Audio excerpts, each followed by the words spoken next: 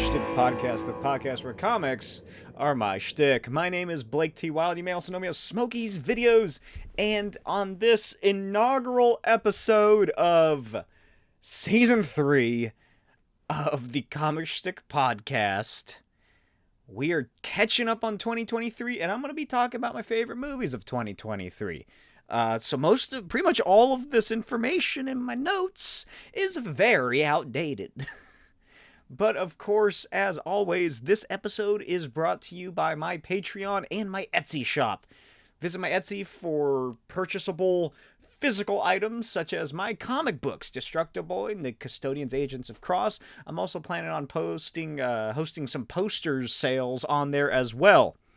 That should be coming up pretty soon. Whenever I get the fucking poster boxes in, I'll upload a couple of pieces there and see how well those sell. See if I'll continue that practice. My Patreon, I upload commentaries. I upload behind-the-scenes stuff on the Custodians and Destructo Boy. I serialize the pages being posted of all the issues each week. So if you don't want to purchase the physical copy, you can pay $2 a month, as low as $2 a month, to read the books, and they are posted each week with annotations and commentary on what I'm showing you, and extra stuff on there. Check it out. I have it all listed on like the tiers or whatever. So getting right into things, Comixology fucking died or something. Amazon announced that the Comixology app will merge into the Kindle app, with the Comixology standalone app being merged in. Why did I write that twice? I wrote the same fucking thing twice. As of December 4th, the Comixology app is no more, or was no more. So over a month later, I'm finally getting to this news. I never used Comixology, but all purchases that were made through it are still available through the Kindle app. They said as a brand, it was not ending, and the landing page will remain a portal to buy your comics. What else did they say? The Comixology Unlimited subscription app would be continuing, and you're still able to visit the website to purchase digital comics. Like I said, I never have used Comixology. I don't really read digital comics anymore. The only times I really did was when I was pirating them, but I don't really do that anymore. So yeah, this was nothing to me, but it was really fucked up to all the people who spent hundreds of thousands of dollars on Comixology. You don't own anything digitally. That is something in like the past several months, I've had to discuss with people that I know. You don't own that. You don't own anything on streaming. If you purchase something through Amazon, as we can see, like a movie, you're not purchasing the film itself, you're purchasing a license. That's how it works with video games, that's how it works with programs such as Adobe, any other subscription models, Word, I guess, any Microsoft products, Apple products. You are licensing the use of it. You're not actually purchasing that program itself, or whatever piece of media it is, anything like that. It's fucked up, yeah, which is why I am adamant for physical media. I have several bookshelves here full of comics. I have stacks of comics sitting next to my bed that I still need to get through reading. There's a bookshelf right here that you can't really see, full of Blu-rays and a couple DVDs here and there. I have fucking 2 or 3 shelves over there, doubled up on books. Just physical media is what you need to do if you want to be able to sustain your entertainment, essentially. Guillermo del Toro made a quote which was essentially saying that it's Fahrenheit 451, but with Blu-ray, or something to that effect. Fahrenheit 451, if you're unaware, they burn books, and there's this whole storyline involving, I can't remember what they're called, it's been so long since I've read it. People would memorize books, and they would, like, it's a secret society. They would say, oh, you're Game of Thrones. That guy's name is Game of Thrones because he has memorized all of Game of Thrones book, or something to that effect, you know. So it's just these old people, and books became a verbal tradition because they were being destroyed, and the only way that they could be passed along is through storytelling, physically or verbally.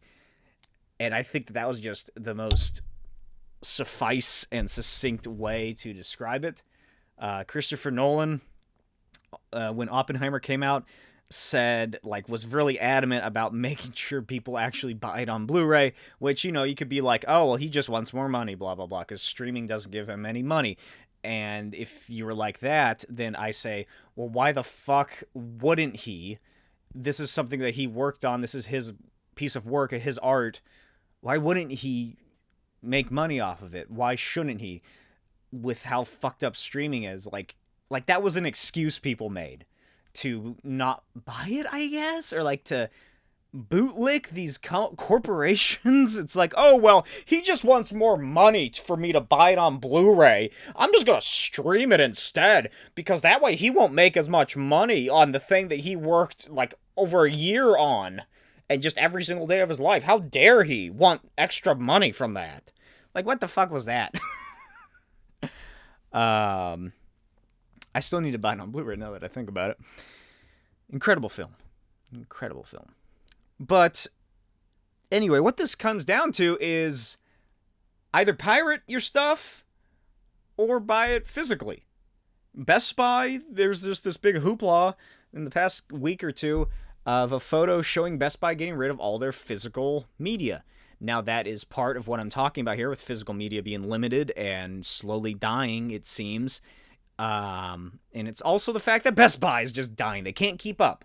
They can't keep up with Amazon. They can't keep up with Walmart, I'd imagine. Walmart's also cutting back. Target's cutting back.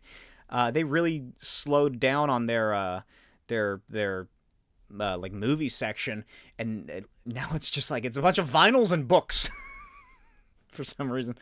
I guess that makes sense, because those are things that people still buy physical things of. You can't really stream a book, he says, thinking back to the Kindle that I was just talking about. And vinyls, that's come back into the collector's market now, so I guess it's more of a collecting thing now that I think about it, which means that I'm sure Blu-rays are eventually going to become the Laserdisc of the past, the equivalent of that. But yeah, it's really sad, and I've brought it up before. Australia's like losing all access to Disney physical releases. They're not releasing any physical media after Guardians 3, so you won't be able to get it on Blu-ray, DVD, unless I guess you import it somehow. So yeah, dark times for entertainment, especially if you want to be able to keep that at your home. Yeah. So that's a nice light topic, I suppose, to start the episode off with. Moving on, Pokemon Concierge, starring Karen Fukuhara. I never watched it. It looked super cute. I love stop motion. I have always loved stop motion. I used to make stop motion animations pretty much every day with my action figures and like clay. I would model, characters and everything, this and that, and I was obsessed with it. But that was released to seemingly pretty well regarded acclaim. I've seen a lot of good things be said about it, so I might check it out. I've never been the biggest Pokemon guy. I watched the cartoon when it was on. I played a couple of the games that I emulated onto my computer, like in high school, and I never got that far. Pokemon, Mario, Sonic, all these like quintessential sort of kids games, I guess, I just never bothered getting into. I never was interested in those.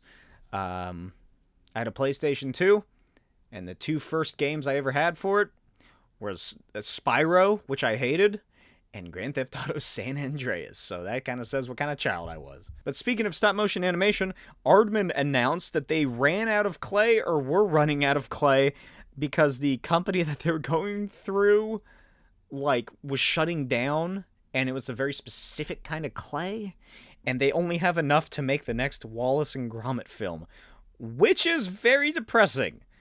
I don't know what any kind of follow-ups there were to that story. I don't remember seeing anything, but I absolutely love Wallace and Gromit. Like I was just saying, I was obsessed with stop motion as a kid.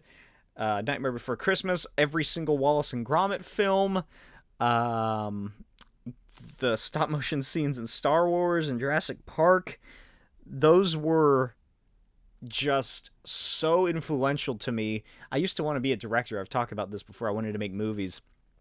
And that was like, I didn't have any friends, really. Like, I had friends, but none that were, like, interested in the same things I really was, like, so far as, like, making movies or anything like that. So I never did that. I wasn't one of those kids who's like, oh, I want to be a director. I'm going to go out and film little short movies with my friends. I never did that, because it was, like, my dirty secret. But instead, I would make stop-motion videos, which probably comes from some sort of control issue to where in the stop motion I can make them do whatever I want, whereas if you work with other people, then you have to, you know, worry about those other people and make sure they're getting what you want, which is probably why I transitioned into making comics all by myself. But that was a thing. Dave Filoni became the chief creative officer of Lucasfilm, much to everyone's probably surprise. I was shocked when it was announced, and either admiration and excitement or hatred, because Dave Filoni's either a great guy or everybody fucking hates him, and he's as bad as Kathleen Kennedy. Kathleen Kennedy, women, Ray, Dave Filoni. That's pretty much the vocal majority of the Star Wars rabid, weird, sexist community. And of course there was a bunch of DC news for the Gunnverse. DC movie Supergirl Woman of Tomorrow is being written by Ana Nogueira, I assume. Nogueira probably is how you pronounce it. I've never heard of her, but she worked on The Vampire Diaries, a show I've never seen and am vaguely aware of. And she played Eliza in a production of Hamilton.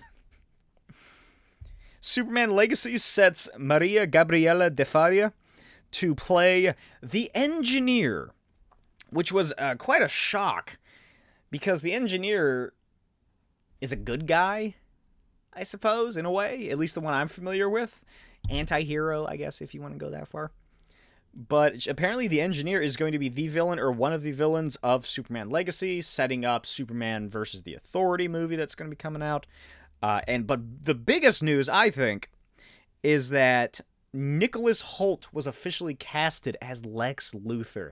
Nicholas Hoult, primarily known for his roles in the X-Men reboot series as Hank McCoy the Beast.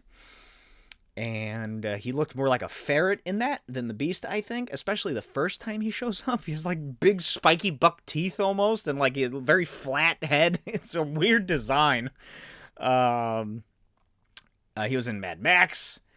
He played Nux, either Nux the War Boy, something like that. But he has been cast as Lex Luthor.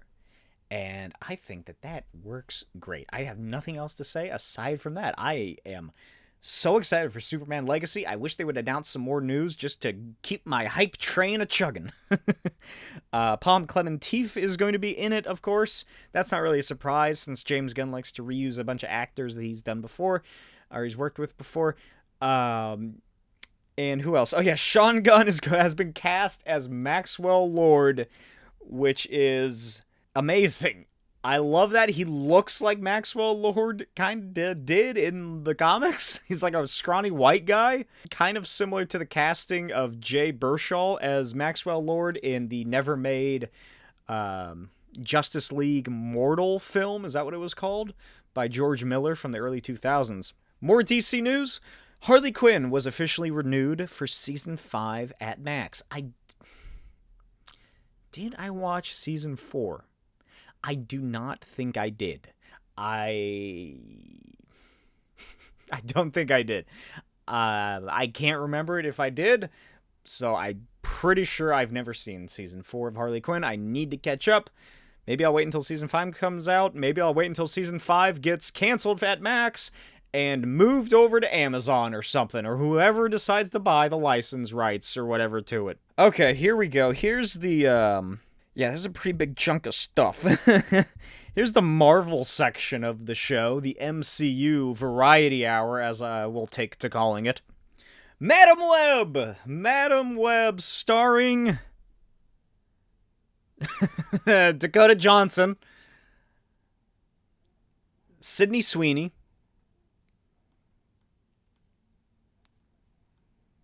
two other girls, and a guy. Oh, fuck, what's his name? The played Ben in Parks and Recreation. Adam Scott? Is that his name? I think it's Adam Scott. From when I first watched it, I didn't think it looked too bad. I liked the diner scene. That was a cool action sequence. And the camera, like, flips up and they go up onto the roof or the ceiling. The only two notes I have on the trailer are that. And he was in the Amazon researching spiders with my mom when she died. The line, the line that's gonna be everywhere once it comes out. It's, oh my gosh, can you believe when she said he was in the jungle researching spiders with my mom when she died, and then he started researching spiders with her mom? Or, you know, fucking, what was that? He started Morbin, quote. Somebody, they're gonna rework it into something like that, I'd imagine. It's gonna be an awful movie. There's no doubt about that. It's gonna be wretched. Seemingly it's set in the early 2000s or something for some reason. I guess because they want to try and figure out when and how old their Peter Parker Spider-Man is going to be. That's the only thing I can figure.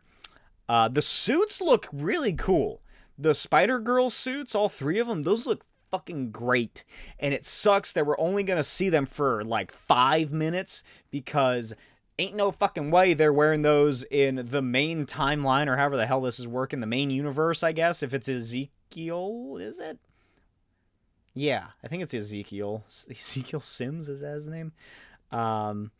It's, because that's not what he does in the comic, right? What he does, or is it? I don't, oh my god, I don't remember. I just remember the stupid energy vampire bullshit who comes and hunts spider people from the stupid ass spider totem. God, I hate that storyline so much. And now I'm having to remember it for Madam Web. But anyway, yeah. So where was I? They're trying to figure out how old their Peter Parker is going to be for when they eventually introduce him. So that's why they're kind of setting it in the past, I bet. We're not going to see their suits aside from whatever alternate reality it is that the villain murders them in. I hate the villain's suit. I don't like how much it looks like Spider-Man's costume. I like I like Dakota Johnson's red coat. Say that 5 times fast.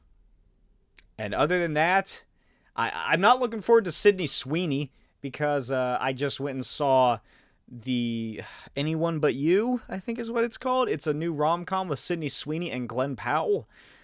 And oh my god, is she a bad actress?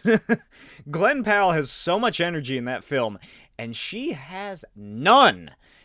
It's just so monotone. It reminded me of like you're in high school and you're reading something, like, oh, it's like the whole class is reading, and then the teacher's like, okay, now you read, and now you read, and then you get here, and now that kid's reading, and they read Madam Web trailer. Cool action scene in diner. Quote, he was in the Amazon researching spiders with my mom when she died. You know, it's so fucking lifeless. And her big sleepy eyes just did nothing for me. And, like, it's also, that movie was such a sexless rom-com, and it's rated R, too. You see some boobs and ass shots, and then you get a close-up of an uncircumcised cock. I'm talking about this now. Fuck Madam Web. Who cares about that movie? Let me talk about this shitty rom-com I had to go watch. It's so stupid. If you're planning on watching it for Sydney Sweeney, because she's objectively attractive. I'm not really a fan of her, I guess I'll say. But the Australian woman in that movie, Charlie Fraser, now she is attractive. I don't know where I'm going with this. That movie sucked. Oh yeah, that's what I was gonna say. Oh god, it's so dumb. So they hook up one night. They don't even hook up. They don't even have sex. It, like, typical rom-com sort of storyline is, oh, they hook up one night and then they have a falling out. They argue, blah blah blah, this and that. It's like a one night stand at the beginning of the movie. It's not even that. They meet in a cafe because Sydney Sweeney has to take a piss, and they won't let her pee unless she buys something and is a customer, because I assume they have a issue with homeless people going in there to do drugs or something in their bathroom, so they're like, you have to buy something. And the camera pans over and it's a super long line, and Glenn Powell's standing there and he's like, hey honey, there you are, why don't you pick out this and that, blah blah, and like, here, give her the key. He vouches for her. And that's how they meet, and then they go back to his apartment, and they just, like, seemingly spend the whole day there, because it's, like, morning when they meet. Maybe afternoon, I guess. And then they lay there. There's nothing that happens between them. There's no one-night stand. They just fall asleep together on the couch, and she wakes up and leaves because she's freaking out. And then when she goes back, it's the classic, oh, she overheard a misunderstanding in the conversation, this and that. And so then they hate each other, and it's a year later, and they're both friends with two different women who are getting married, and they're both in the bridal party, so they have to go to Australia, because that's where the party's being. That's where the wedding's at, because... oh my god, why am I doing this? One of the wives, because they're gay, it's lesbians, one of them has a stepfather who's Australian... and they have this giant fucking mansion outside of Sydney, the only place in Australia, the only city in Australia, obviously, is Sydney. And so they go there, and they're like, oh yeah, the whole bridal party is in the same house.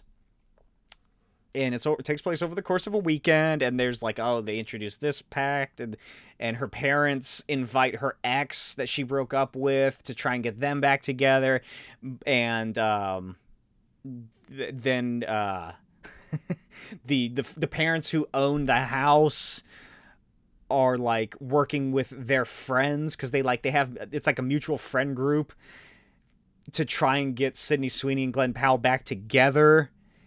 And so that's happening, but Glenn Powell wants to bang Charlie Fraser, the Australian model, who's absolutely drop-dead gorgeous, because they used to be a thing. But she is dating... she's dating the classically stereotypical Aussie bloke.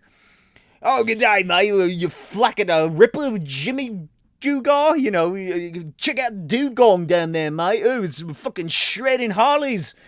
Shit like that. That was an awful Australian accent.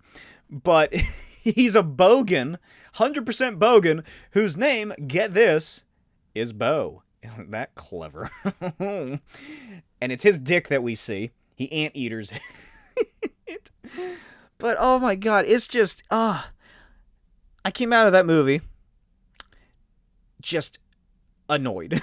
I never wanted to see anything with Sydney Sweeney again, and I'm upset that she's in Madam Web, which means I'm gonna have to watch her be just drowsy in that movie too. So that's my impromptu review and discussion of Anyone But You. All right, moving on back into the Marvel stuff. Marvel Studios' What If Season 2 came out, and I have not watched it yet. I'm thinking, I guess, of watching it and just doing a commentary track over it or something. Would you guys like to see that? And I'll post the whole thing onto my Patreon, and I'll post snippets of it on YouTube, I suppose, kind of like my MCU Rewind series where I watched the MCU again. No, that's not his name. Destin Daniel Cretton, or Cretin, neither of those is a good way to pronounce it, departs as director of the Avengers: The Kang Dynasty. So that's going to be some interesting stuff to talk about. So yeah, the Kang Dynasty lost the director, lost the lead, but that director is still working on Wonder Man and Shang-Chi 2. Michael Waldron is now the writer, or at least was, of Avengers: The Kang Dynasty, as it was previously known, and Avengers: Secret Wars. Avengers: Kang Dynasty was then announced that it is now only being called Avengers 5 for the time being. Avengers 5! Placeholder. He is previously the writer on Multiverse of Madness and created Loki. So yeah, Jonathan Majors was also found guilty of assault and harassment. So he's out of here. Lop him on the pile that includes Gina Carano and Terrence Howard. So that's going to be interesting to see how they move forward with that. I still think that they should get Jean-Rene, Roger Jean-Paul. Is that his name? The main actor from Bridgerton. He was also in the new Dungeons and Dragons movie. I think he's a great actor. I really like looking at his face. He's a very handsome man, and I just really think he could do a great villain portrayal. I don't know, I just really like him for some reason. I've been lobbying for him to become Kang. So start that. Roger Jean-Paul for Kang 2024. Pedro Pascal, there was a bunch of rumors regarding that went nowhere. Remember that? Remember when everybody's freaking out that Pedro Pascal was going to be Reed Richards? Stephen Yeun was announced as Sentry, and then last week he revealed that he is no longer going to be Sentry. So there we go with that. That's a thing. He left it to work on like a smaller romantic drama film or something along those lines. Which, I mean, he can do. He's got that Walking Dead money. Eyes of Wakanda? Is that right? So, I don't even remember writing this down. Eyes of Wakanda, EYES, like eyeballs. Eyes of Wakanda will release in Disney... on Disney Plus in 2024. It's an animated series. So there's going to be a Wakandan-based animated series coming to Disney Plus later in 2024. Because we haven't heard much about this, I'm going to say it's getting pushed back. Spider-Man Freshman Year, that new animated series that everybody was looking forward to, that then just went radio silent for quite a while. It has been renamed to Friendly Neighborhood Spider-Man and will release in 2024, which, because it's been renamed to that, makes me think it's likely not going to get a continuation. Or they're not sure it's going to get renewed for multiple seasons. Because previously, you do Spider-Man Freshman Year, Spider-Man Junior Year, Spider-Man Freshman Year, Spider-Man Sophomore Year, Spider-Man Junior Year, Spider-Man Senior Year, Spider-Man College, Spider-Man Undergrad, Spider-Man Graduate, Spider-Man Real Life, Spider-Man Gets Married, Spider-Man Divorce. That's all the obvious naming conventions that they would go with. I think we can all agree to that. But now that it's been renamed to Friendly Neighborhood Spider-Man, that makes me feel like they're questioning on whether or not they're going to actually be able to get to continue this series. Deadpool 3, that's the biggest news probably that come out of the MCU, aside from the whole Jonathan Majors thing. There's a shit ton of Deadpool 3 leaked photos and everything. I'm sure you saw them. If you didn't, skip to something else. It shows Deadpool and Logan, aka Wolverine, in, what is that place from Loki Season 1? Where that giant cloud monster thing is, that like the Edge of Time, where they send all the relics and shit that doesn't belong, like the Thanos copter or Throg, whatever that place was called. That's seemingly what it's going to be, or at least something similar to that. Like the X-Men universe is going to get wiped out and they all get sent here. And now Sabretooth has, in this time, created like a Mad Max-esque following of various vehicles that they've put together. Like one of them is the Red Skull's super long, like Duesenberg style car that's been tricked out. And there's the Fantastic car, like the big bathtub version of it that we've never seen before. That some dude is like Raiders are riding. They're like Raiders from Mad Max in the Marvel cars. And they're riding around in that. Sabretooth has this giant, like, chariot thing that he's riding on. And I should point out, it's Sabretooth from the first X-Men movie.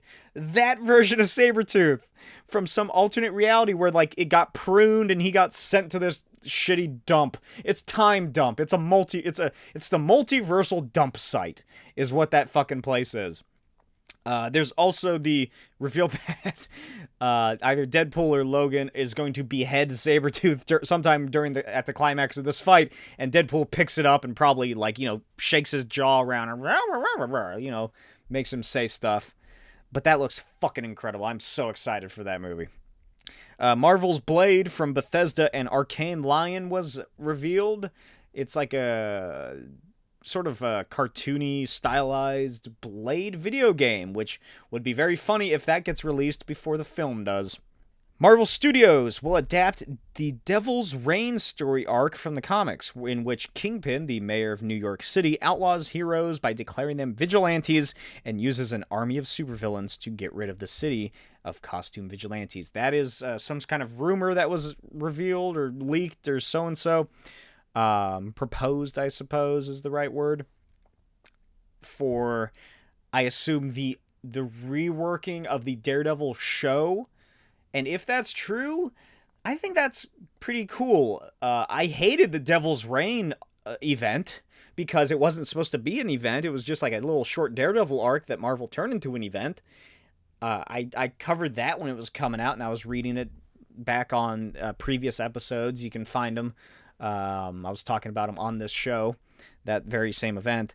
But, MCU has a pretty good track record of taking pretty lesser Marvel events and turning them into something that's actually interesting. Age of Ultron, Civil War, etc. Other examples. So if that is true, I do like that. I think that could really work. That would be really interesting to see. You could just start introducing superheroes, like short fucking, like D-list characters. Get Demo Man in there. He's fucking shit up. She-Hulk could show up. You could bring back Luke Cage and Iron Fist and Jessica Jones. And that Devil's Reign arc, most important thing out of that Marvel did nothing with, was that Luke Cage became the mayor of New York City. Such a missed opportunity. How fucking cool would it have been if Luke Cage got a series after that where he was the mayor of New York and also a superhero? It would have been like that Calvin Ellis, something like that, something along those lines, the black Superman who's the president. It would have been like that, but expanded upon, because I don't think he really got a whole lot to do in the comics. I'm not really sure. I can't really remember. But that would have been so fucking cool, and they did nothing with it. So hopefully the MCU can bring back Mike Coulter and actually do something with that idea. That would be fucking phenomenal. I would love that show. If that happens, if any of that's true, and they do go that far with the idea from the Devil's Reign story arc, I'll say it now. That show is going to be my top one. The top of my list is what I mean. MCU Disney Plus show. And that is the end of the Marvel Variety Hour show, or whatever I called it before. Moving on to just sort of general movie, media, pop culture stuff. Jacob Elordi, I don't know, is going to be replacing Andrew Garfield in Frankenstein, Guillermo del Toro's Frankenstein. I think Andrew Garfield was going to play the monster. Is that right? I can't remember. It's been so long since I've read about it. But that's disappointing. I really like Andrew Garfield. I was really looking forward to him and Oscar Isaac in the film. And now it's Jacob Elordi, whose name strikes familiarity within my mind, but I'm not sure what he's from. Jurassic Park Survival was announced with a trailer and like a little bit of gameplay. And that looks so fucking cool. It reminds me of Jurassic Park Trespasser, which I recently reignited my love for. It was a shitty old video game from the late 90s, 98, 99, in which you play a woman with giant boobs and one arm that you can control, and it moves around like this, who's trapped on Site B, Isla Sorna, in the Jurassic Park universe. I highly recommend looking up a The YouTube playthrough of it by Research Indicates, I think is the name. Best Let's Play series ever on YouTube. It's the fucking best Trespasser sort of show that you can watch. I was obsessed with that game as a kid. I never played it just because I couldn't figure out how to get such an old game to work on my computer. But I downloaded it now, and I haven't tested it out yet, but I kind of want to make a Let's Play of it, or a playthrough. But anyway, Jurassic Park Survival, it's like that Alien game that came out a couple years ago that everybody loves, that Alien survival horror game, but on Jurassic Park. I'm interested to see who the character is. I can't remember if they show, or if they say who, because I think it's a woman again, which made me think of Trespasser. I want to say she's an employee of the park that gets left behind during that storm that all the other ones leave prior to. But I can't remember for sure. But I am very excited to see what happens with that. It looks pretty cool. And more Jurassic Park's always a good thing. Sebastian Stan was cast as Donald Trump in The Apprentice film, and there's like a photo of him in on set, and it looks insane. When I said I wanted Sebastian Stan to play a young blonde guy that everyone recognizes, I didn't mean that. Damn that monkey's paw. Jordan Peele's next film and Robert Eggers' NOSFERPEELETU is set to release on the same day. Hashtag NOSFERPEELETU? FURIOSA! Oh my god, I forgot all about the FURIOSA trailer. Holy shit. Does that look fucking incredible. Anya Taylor-Joy, one of my biggest celebrity crushes, is playing Furiosa, young Furiosa. Chris Hemsworth is in it, and he looks like Mark Bonaro? How do you pronounce his last name? From Auntie Donna? Oh my god, I cannot wait. That's another series I love, is the Mad Max film franchise, and I'm always ready for more of that. The Boys Mexico spinoff is in the works at fuck me. The Boys Mexico spinoff in the works at Amazon from Blue Beetle writer Gareth Dunnett, Alcocer. I don't fucking know. Diego Luna and Jael Garcia Bernal are, I guess, set to be cast in it. So that's neat. I don't know what else I have to say. I was right. Remember when I was talking about The Boys' future, and I was saying, like, oh yeah, they're going to start doing more and more spin-offs? Boom bam, baby. Alien Romulus star Kaylee Spaney confirms that the new entry is going to be set between the first two films. And it's also going to include Timothy Olyphant, I think. No, that's a TV show. So there's two pieces of Aliens news. There's Alien Romulus, which is the new film, set between the first two films. And then there's going to be an Alien TV show starring Timothy Olyphant. And the show is by Noah Hawley on FX. That's cool. It's another franchise I really like. Aside from, how many are there? I like the first two. Third one's bad. Fourth one's bad. Alien vs. Predators are bad. Prometheus is alright. The one after that was bad. Was there a third one after that? I don't think so. I think there was gonna be, but then they said no. Anyway, the Fallout teaser trailer. Speaking of something I fucking love again. The Fallout teaser trailer. As you've all seen, I love the Fallout franchise. I love the Fallout series. I love everything about it, even the horrible racism. I don't know where I was trying to think of something dark to say, and that's what came to mind. Oh my god, I am so excited. Sure, Walton Goggins' ghoul has ears, and it looks a little weird. But who cares? He mutated differently. He had something in his DNA strand that said that he could keep his ears when he got ghoulified. I am so excited to see what happens. I cannot wait to see the Fallout universe in live action in something that's not an advertisement for Fallout 76 or a Fallout game or that Nuka Break fan film from 10 years ago that they're trying to get a third one to. God, I'm so excited for the Fallout show. And finally, The Boys Season 4 official teaser trailer was released. It's coming out 2024. They didn't say when. I can't remember what happens in it. It's been that long since I've watched it. But that's another thing I'm looking forward to. These last, so many of these last things that I spoke about after following the MCU information, it's just all stuff that I'm interested in. Aside from that Trump one. Oh, man. But speaking of other things that I'm interested in, now we finally get... I'm going to kick myself back a little bit, because I might be talking here for a while. Getting to my top 5 films of 2023. Starting off the list, I'm doing 5 to 1. Number 5, my number 5 favorite film of 23... Fuck me.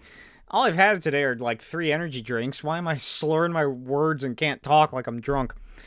Number 5, The Evil Dead Rise. That was everything I could have wanted it to be from an Evil Dead film that didn't involve Bruce Campbell or Sam Raimi in major ways. I spoke about it quite a bit when the film came out. I'm sure you can find that episode. I don't remember which one it was. It probably has Evil Dead Rise in the title or on the thumbnail. But that was fantastic. This list, by the way, is probably going to be movies. Usually when I judge movies in a list way, it's based off of how much I would enjoy it upon rewatching, how often I'd like to rewatch it, rather than any other real merits. But Evil Dead Rise, oh my god, it's gory, it tells a fun action-packed story that has heart and emotion and other feelings. It's not like the 2013 one, which just is so drab and dull. I said it before and I'll say it again. Yeah, the 2013 Evil Dead, it has cool kills, it has crazy gore, but the Deadites are just fucking mindless zombies. The demon that takes over isn't the Kandarian demon. It's just a knockoff Exorcist motherfucker. It's like a knockoff Pazuzu. It even has the similar line to the Exorcist, which is, what is the Exorcist line? Your mother sucks cocks in hell. In the Evil Dead 2013, it's like, oh, your sister's getting raped in hell. Something like that. It felt so lacking in imagination. But this one is just full of style. It's full of just pure love for the franchise and what made Evil Dead great. It really made Evil Dead great again. But in a way that isn't super stoogey and slapsticky like the originals became, and then a bit of Ash vs. Evil Dead series became, or I guess was from the beginning. It took itself seriously to the point where it didn't try to be a full-on normal horror movie. There's some fucking crazy stuff going on. I love the entire cast.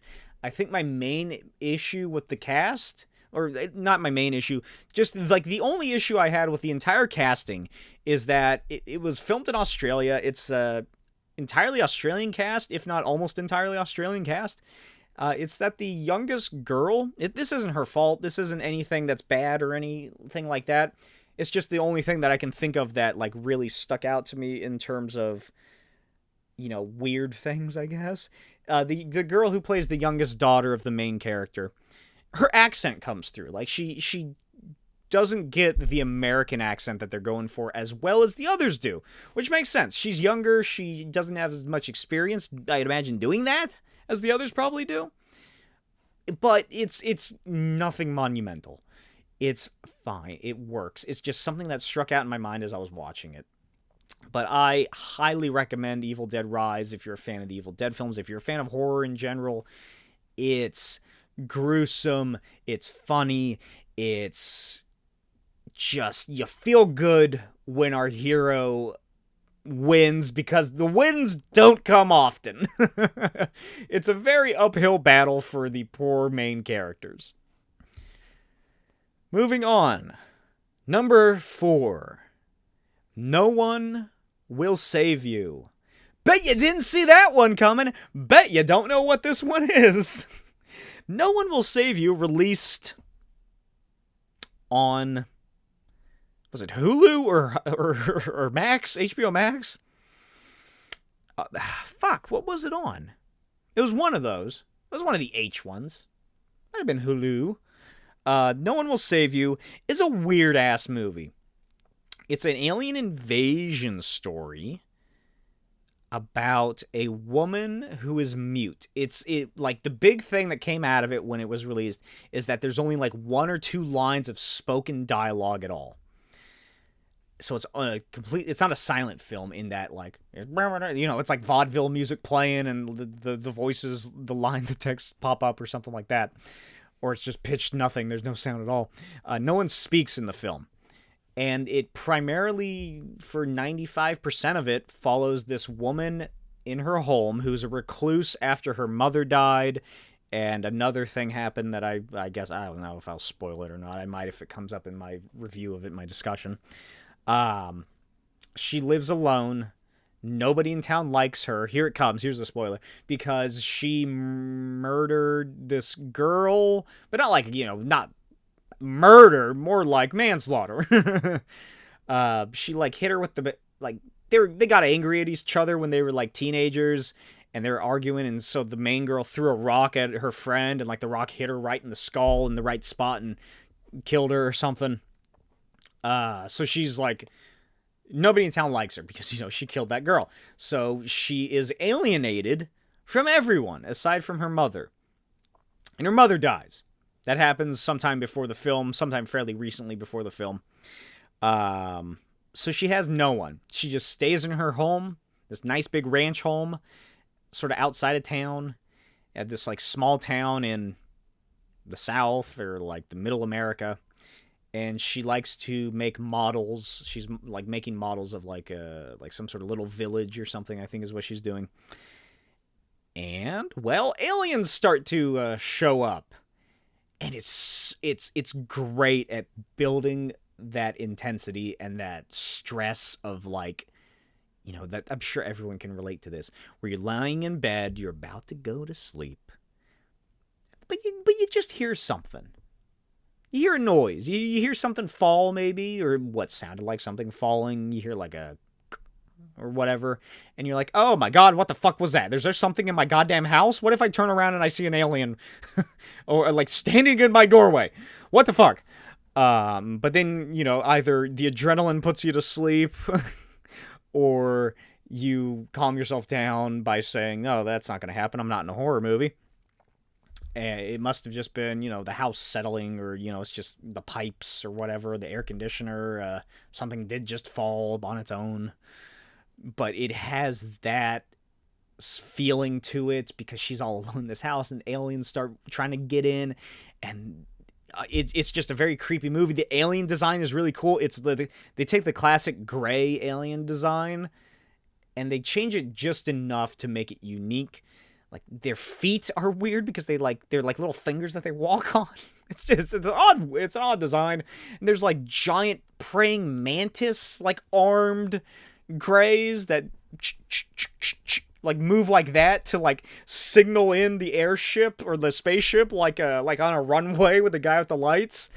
And then there's 3 different kinds of aliens, and there's like little goblin aliens that are like attack dogs. And it's her fucking fighting off these goddamn aliens that are trying to get in her house until they leave. And then eventually the aliens take over the fucking town, and they're like, fuck me. That human keeps killing us. What are we going to do? And so then they eventually are finally able to capture her. They don't say what they're doing to the humans, by the way. They don't really explicitly say if they're replacing them or if they're doing something to their brains. But they capture her, and they like go into her mind, and they see how her fucked up memories of when she killed them and how alone she is and alienated. And they're like, it would just be easier to leave her here, to just leave her alone. And so the aliens take over the town, and they're like, hey, there's that human. Like, it's like, it doesn't go outside of this little town. So who knows what else is going on through the world, or if this is like the preliminary thing, or if this is the only thing going on. But they kind of keep her as a pet. And she's okay with that. She finally has, like, people smiling and waving at her, people talking to her. She's having fun now that aliens have taken over the bodies of all her fellow neighbors. And it's just a fucking weird movie that I really enjoyed, and I want to watch it again. Coming up at number 3, halfway there in my top 5 movies of 2023, Barbie. I loved the Barbie film. It is fantastic. It is a great movie with a great message. One of those messages, my favorite of the messages in the film, is that you can find meaning in your life even though there is no inherent meaning in the world or to life. Which is fucking weird for something based off of a Barbie product. And I love that movie. Fantastic, great cast, great writing, great comedy, great music.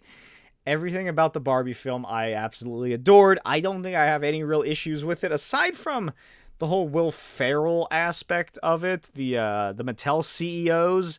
That just...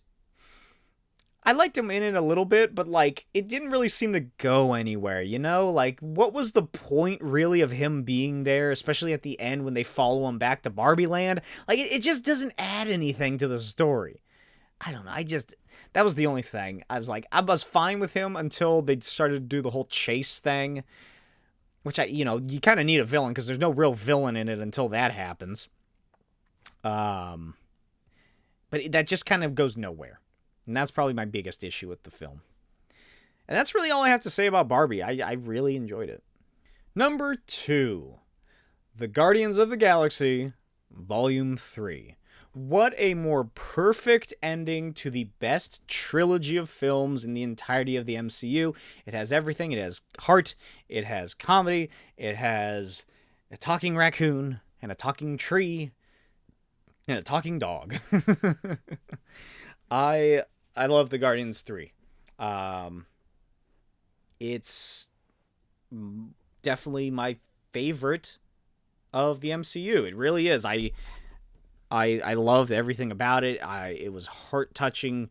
I didn't like cry as much as I did to Guardians 2, which that fucking ending, man. Oh my god, that gets me every goddamn time. But I loved Guardians of the Galaxy 3. And this is another one which I really don't have anything to say about it other than that. It's such a good film. I love the High Evolutionary. He's such a cool villain. I really liked what James Gunn did with him and all of Rocket's backstory. It was such an interesting take, too, on like a way to tell a story. Like, one of the main characters is just out of commission for half the film. And it works itself around into a non-traditional way until it gets close to the end, and it's like, oh yeah, it's back to kind of almost back to basics in terms of like a superhero group sci-fi story. But it has so much going on for it. I love it so much. God, it's such a good movie. And now, number 1 favorite film of 2023. Can you tell I'm getting a little tired? Can you tell this energy drink's kind of wearing off because I've slowed down and sort of gotten a little more dulcet? Number 1 favorite film of 2023 is The Holdovers. The Holdovers is the best film I have seen probably in the past 5 years or so, maybe even longer. It is, immediately after I watched it, has become one of, if not my favorite films of all time. I loved everything about it. It's starring Paul Giamatti and this new actor who's never been in anything else before, going up against Paul Giamatti in these scenes, and Paul Giamatti doesn't, overthrow him with his acting abilities. It's insane how good of an actor that guy is. I wish I could remember his name, but I can't. Oh my god, it's just such a great movie, and I'm so glad it's winning all these awards that it's getting. It's getting the critical acclaim that it should and deserves to. it's created to look like it's a film from the 70s, so it has that sort of tinny, compressed audio. The film itself is like, it has the effects of like an old film that's been, you know, kind of restored and shown in theaters now. It just, oh my God, I love it so much. From the characters and their backstories, it's just such a real experience. It says so much about the human experience. Here we go, I know.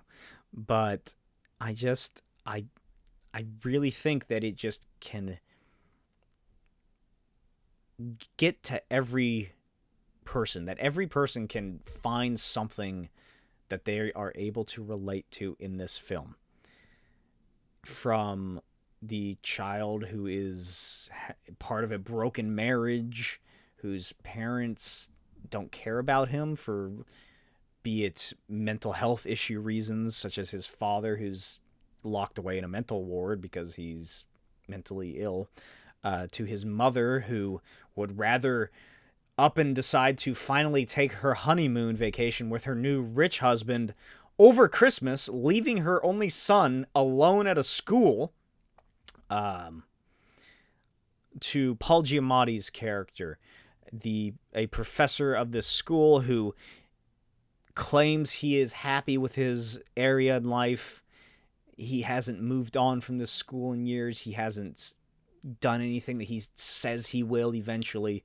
It's just that nonstop treadmill of, oh yeah, I'll get around to it. I'll get around to it. I'll get around to it. You know, I'm happy with where I am right now. I could, you know, I'd like to have a better job, better paying job, this and that, but you know, I'm happy with where I am now. This is fine. I'll get to it eventually. I will move on. But he doesn't do that. He's afraid to, until he meets this boy and just he gets reinvigorated, and by the end of the film, he has moved on. Every single person in this movie grows as a human. They grow through empathy. They grow through love. They grow through friendship. They grow through understanding. I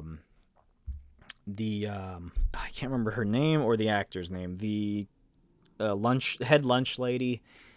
She just won an award too. She's a fucking phenomenal. Oh my God, she is such a great actress. I just love everybody in this movie. It's such the perfect film. It's the Citizen Kane of its time. God, just the story it tells. It just feels like you're watching real people from 1969 over the course of like 3 weeks, because it's over the course of winter vacation. So we pass Christmas, we pass New Year's, and then goes back into the school year. I think something that really stood out to me was just how, you know, I'm saying about how well the director and the writer and the actors were able to capture these just wholly realistic mannerisms and just events and feelings in the story. It's a coming-of-age story for the teenage boy, and it's, I don't know what is coming of age for someone who's like in their 60s. What do you say about that? What is that called? Just this total reinstigation of what you want to accomplish in your life is what Paul Giamatti's character goes through. He is just putting like all these things aside. Like I was saying before, like he wants to go to like travel Europe because he's a Romans era historian, Greek historian, and so he wants to like travel to Greece and Italy and all these places, but he just won't leave this small New England town where he teaches at a private school.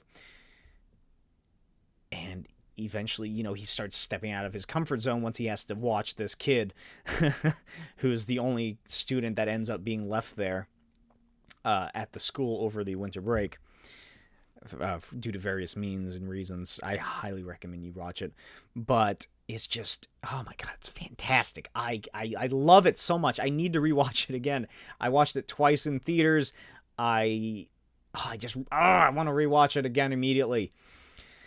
I wanted to rewatch it immediately after I got out of it the first showing. I wanted to rewatch it again immediately after I got out of the second showing. It's just so much. It warms my heart. It's such a great Christmas movie. It's such a great end of the year movie. It's such a great empathetic movie that just shows the good in humanity. It shows the struggles in humanity and what people have to go through growing up, not just as a child into an adult, but an adult, and what adults have to deal with, like those kind of issues, and the stagnation of prospering through life and what it means to compare yourself to others and their progress and their accomplishments. A scene that really stands out that I think is just perfectly encapsulates the realism of it, and I think is just a beautiful short little scene that's played for laughs, and I get why, but I think it's probably one of the most realistic scenes that any person can relate to. My wife, after getting out of this movie, she didn't really care for it, but what the hell does she know? She's watching... She said that she felt it was more of a boys' movie, which I don't understand at all. And she didn't elaborate, so who knows.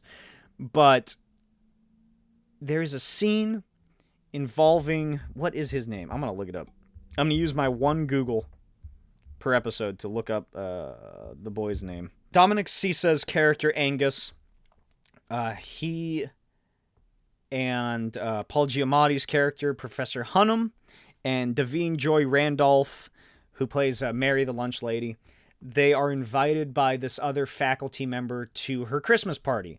So they go, and they arrive, and, it's 1969, people are drinking and smoking inside, it's like, sort of relaxed Christmas party.